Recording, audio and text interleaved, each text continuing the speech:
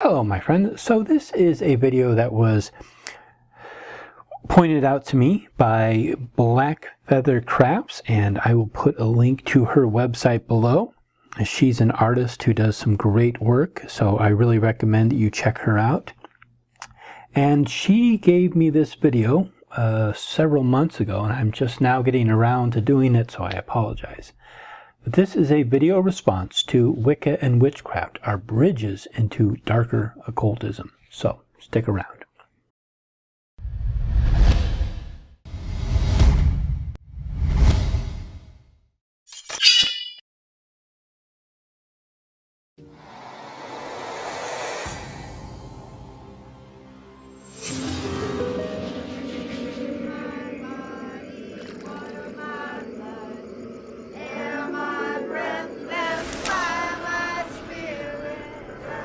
Witchcraft is an ancient practice, the belief that a person can manipulate nature and destiny by casting a magic spell. But there may be a terrible price to pay. Spells can go one way or the other, depending on the timing of the working, the reason for the working, the result that they want. It's important to keep in mind that Salvatore and Raven Manani are legitimate witches. Circle, circle, circling bright. We cast this circle in love and light. Some witches practice a nature-based religion called Wicca. Vision and sight. They worship ancient pagan deities and perform rituals that celebrate the seasons and the phases of the moon. This is rare footage of an actual ceremony. But there are other witches who practice darker arts. There's white witchcraft and there's black witchcraft. Catherine Brooks is not and was not a witch. She is a director. Get close up. I knew from an early age that I wanted to direct because I would skip school and I would paste up my windows and I would rent movies. I remember the first week that I got here, there was like a red carpet event up here at Man's Chinese, and I was so excited about it because it was like the premiere of a movie. And I just remember going to stand in line and there was like the red carpet, and I took a picture of my shoe, and I just thought that was just the greatest thing, I mean, I was like 17 and it was like this huge movie premiere, and now it's just kind of like tourist trappy, but when I first got here it was like a dream come true, for the first day, and then reality set in and it wasn't that great. Nothing makes you feel more alive than having a dream and going for it. The problem is that sometimes it takes a lot of hard work and a lot of suffering and a lot of crap to get to your dream, but it does become a reality, so don't ever give up your dream. Usually the black witchcraft is for power or greed. Catherine Brooks used to practice black magic. Black witchcraft is so much more inviting because you get quick gratification. Usually you find that the witches that get into the most trouble are usually the black witches. Sometimes it takes a lot of hard work and a lot of suffering and a lot of crap to get to your dream, but it does become a reality, so don't ever give up your dream. The year after I did this one money spell, the year to the date, my car got broken into and I had all my stuff stolen from me. It's never happened to me. Tradition has it that once the dark forces have been unleashed, even experts at black witchcraft can't escape the consequences. There was a girl that they called Cat because she was one of the darkest witches and most powerful. She could do spells and have them come true within an hour. According to Catherine Brooks, Kat had her eye on an apartment in the French Quarter of New Orleans. But someone already lived there. An elderly man whose wife had died the year before. She started doing spells to get the tenant out of there. I think it only took her 2 weeks to do the magic. It took her 2 weeks, or she performed a spell over a 2-week period. Regardless, I sincerely doubt this really happened. She got this man put into a home by doing a certain kind of magic that can make someone go crazy. Evicted the man into a home. Usually if someone has a mental breakdown or become elderly, the family or someone puts them in a home for their own care and comfort. If this story is true or based on actual events, it may be one of those two things and a coincidence that this apartment opened up. She moved into the apartment like 40 days later. But Kat didn't live in her new home for long. 3 months after she moved into the apartment, they found her dead in her bed. When they did the autopsy, they said that it was foul play, that she was strangled.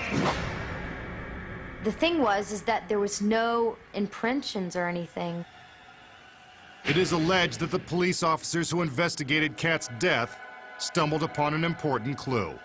Kat had kept a journal of all the spells that she did. A week before the accident happened, she used a Ouija board to communicate with spirits. And she had written in this journal that there was a really strong spirit inside of there that she was trying to exorcise out of it, but she couldn't. It seems that Kat had discovered that the old man hadn't been the only resident of the apartment. The spirit of his wife was staying in there with the husband. And so Kat evicted this man into a home and really pissed off this wife. The day before that she was killed, she had made a journal entry saying that she had felt like the spirit was so heavy on her that it felt like it was choking her. Police ignored the journal entries. So earlier you said that they found an important clue in her journal. It is alleged that the police officers who investigated Kat's death stumbled upon an important clue. And now you're saying that they ignored the journal entry. Police ignored the journal entries, and Kat's death officially remains an unsolved murder. But to those who knew her, what happened is no mystery. It's a laughing joke at the Witcher's Corner that she was killed by that spirit. But when I first got here, it was like a dream come true, you know, for the first day, and then reality set in and it wasn't that great. Because she had done such the hardest black magic that you can do. She just inflicted so much pain on him that his mate just came back and killed her.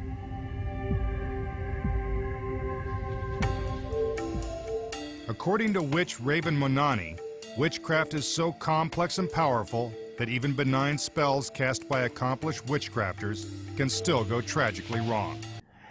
That is her opinion. If that is truly what she said, and you are not taking it out of context because you did not ask her this question directly, despite the fact that you obviously interviewed her. And the threefold law of casting spells also makes it much more dangerous. Anything you do, whether it be good or bad, it will come back to you 3 times. The threefold law is generally accepted by most witches and Wiccans alike as not exactly a threefold law, but the concept that what you will get, you will receive. So that if you were to do something bad to someone, you would be paid back 3 times worse than what you did. The more adept you are at magic or spell work, the higher the price to pay. I've seen some witches do love spells and have gotten raped, and I mean, it's just, you don't want to mess with it. In all the information on IMDb, her Facebook page, Twitter, and her own YouTube page, which I will put links to below, none of her videos or history lists her experience with Wicca. Stories abound of witches who regret using their craft to find love. Stories abound. You mean fiction. I lived in a building that was like 90% witches. You lived in a building that was 90% witches? Where? When? And one of the girls was doing a love spell. How do you know that she was doing a love spell? She had done the spell over, 3 days for this particular guy. Shortly after completing the ritual, the young woman's ordeal began. 6 days after the last day of doing the spell, she started getting these phone calls. And she didn't know who it was. The calls increased and became more disturbing. The guy would call and make comments about her, or how she looked, or that he wanted to have sex with her, and all these things. Stop calling me. Sounds like a creep. Too bad we don't have her account of what happened and we have to rely on the second-hand account from a supposed ex-witch. The young witch realized that her spell had worked, but not on the man she wanted. She knew that it was a stranger, just someone, off the street. If this was a complete stranger and she did a spell for a particular person, what makes these two things associated with the other? Sometimes, and again, I really, really doubt this actually happened, but for the sake of argument, how does she know this was related? It could have been a coincidence. Her every moment was fraught with fear. Did the stalker know where she lived? Was he lurking in the shadows, watching? It got to the point where she had to call the police, and she ended up having to move out of the complex. For the inexperienced, working with the powers of witchcraft can be disastrous, even without casting a spell.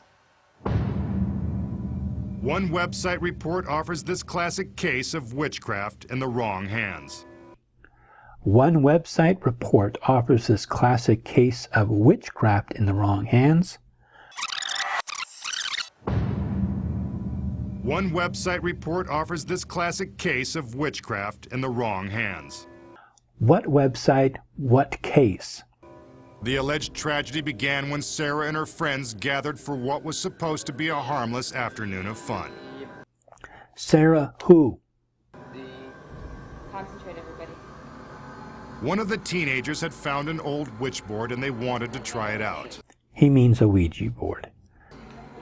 Little did they realize what malevolent forces they were unleashing. For according to serious practitioners, a witch board is not a toy. Nothing makes you feel more alive than having a dream and going for it. It's a portal for huge evil. A huge portal of evil?